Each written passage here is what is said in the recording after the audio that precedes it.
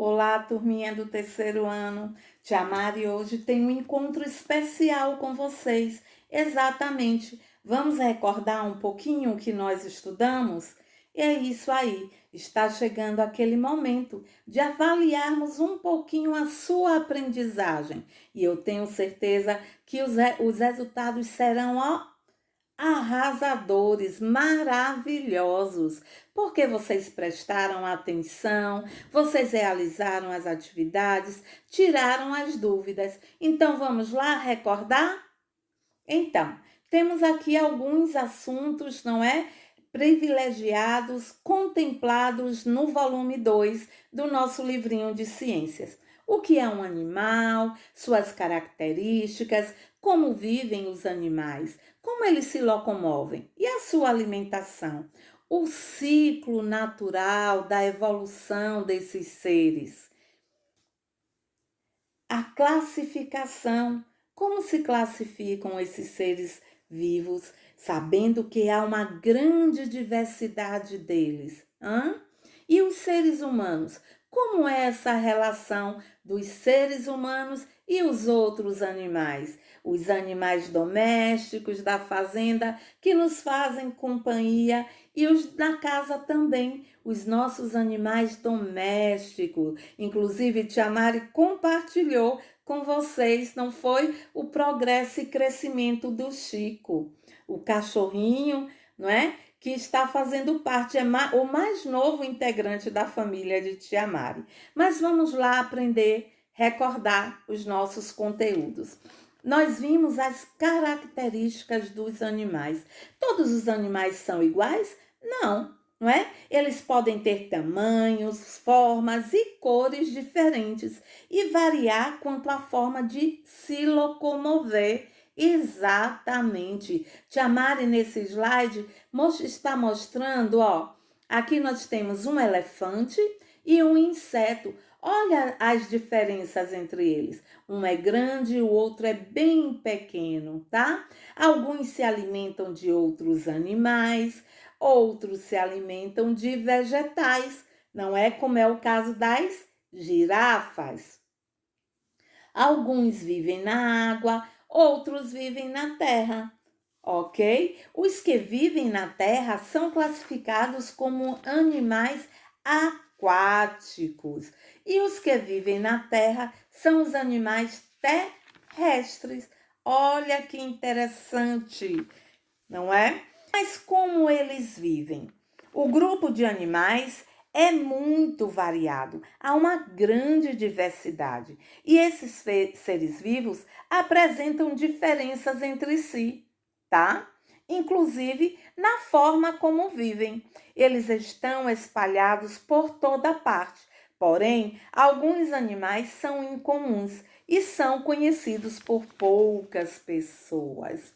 Então, no mar, por exemplo, é possível a gente encontrar estrelas do mar, camarões, polvos, lulas, tá? Entre outros animais, certo? Um único ambiente pode ter uma grande diversidade deles, tanto aqui na Terra quanto no ambiente aquático, tá? E como eles se locomovem? Então, existem animais que saltam, outros que correm bastante, tá? E aí nós podemos observar que tudo também vai das características do seu corpo. Isso mesmo, não é? Temos alguns que voam e outros que, mesmo tendo penas, não voam. Tá legal? Mas e quanto à alimentação? Também há diferença? Sim. Os animais, como nosso Tia Mari falou nesse instante, possuem tamanho, cores diferentes, vivem em ambientes também diferentes, se locomovem diferentes, tá? E também se alimentam de forma diferente. Alguns, como o leão, a serpente, o tubarão, se alimentam de outros animais.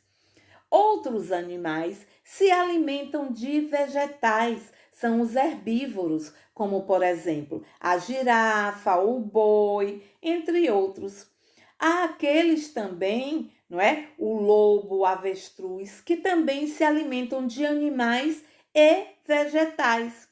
O ambiente onde vivem esses animais e a sua estrutura, né, a sua formação corpórea tem a ver com a sua forma de alimentação.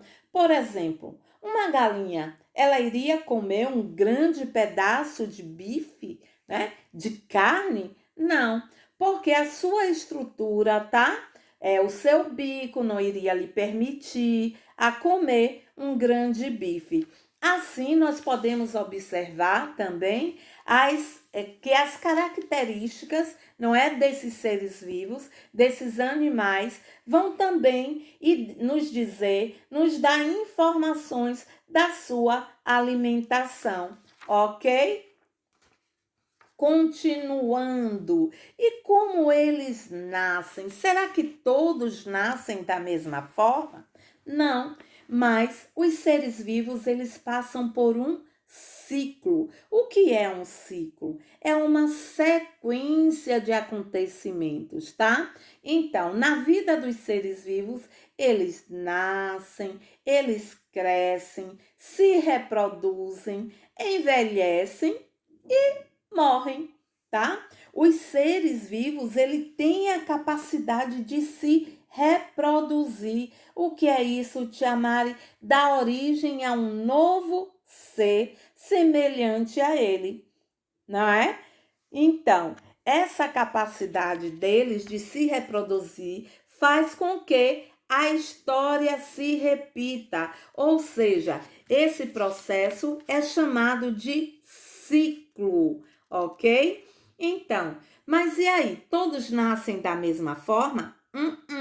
Alguns nascem de ovos, como nós temos aí essa imagem, tá? Outros nascem, se desenvolvem dentro da barriga da mãe. São os mamíferos, não é? Porque mamam, ok? E assim sucessivamente, como nós falamos, não é? A história vai se repetindo. E aí eles vão crescendo, vão se reproduzindo e o ciclo se repete. Eles nascem da mesma forma, se desenvolvem da mesma forma? Não. Alguns passam por uma transformação. Exatamente. Uma transformação que vai desde o local que eles nascem até a sua fase adulta, que passa a viver em um outro ambiente, como é o caso dos sapos. Isso. O sapo, ele nasce na água, não é? E aí ele se transforma num girino. Quando ele é adulto, ele deixa de viver na água e passa a viver na terra. É o chamado processo da metamorfose. Isso aí, como ocorre também com as borboletas, ok? Elas põem os ovos, né? Aí se transformam em lagarta, ficam lá no seu casulo, até se transformar numa borboleta e todo o ciclo da vida torna-se a repetir, torna-se a acontecer, ok? A esse processo de transformação que a tia Mari acabou de falar com vocês, denominamos de metamorfose, tá? E aí, o que mais nós estudamos? A classificação desses seres vivos. O que é classificar? É organizar, não é? De acordo às suas características. E como nós temos uma grande diversidade de seres vivos, os cientistas acharam melhor o quê? Ir classificando em grupos menores. E aí, eles dividiram em animais vertebrados e invertebrados. Dentro dessa classificação dos animais vertebrados, ele ainda dividiu de novo isso tudo para facilitar o estudo e a identificação. Então, dentro do grupo dos vertebrados, ele subdividiu em mais cinco grupos menores, né? Os mamíferos, as aves, os répteis, os peixes e os anfíbios, ok? E aí dentro da classe dos invertebrados, ele pegou, né, e subdividiu também em insetos, tá? Em dois grupos menores, em insetos e aracnídeos. Uma coisa que a tia Mari esqueceu rapidinho de falar, os grupos primeiros que os cientistas dividiram em animais vertebrados e invertebrados, quer dizer o quê? Vertebrados, aqueles que possuem crânio, tá? E coluna vertebral. Os invertebrados, aqueles que não possuem crânio nem coluna vertebral, certo?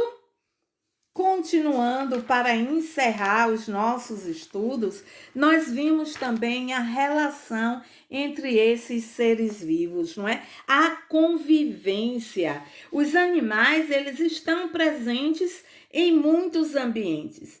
Alguns nos fazem companhia, não é? E outros também nos ajudam em nossas atividades. Sendo tão importantes para nós e para a natureza, os animais merecem ser bem cuidados, tá? Sejam eles da fazenda, da nossa casa, na floresta, devem ser protegidos e cuidados. E isso tudo vai depender das relações humanas com os animais. Ok, turminha?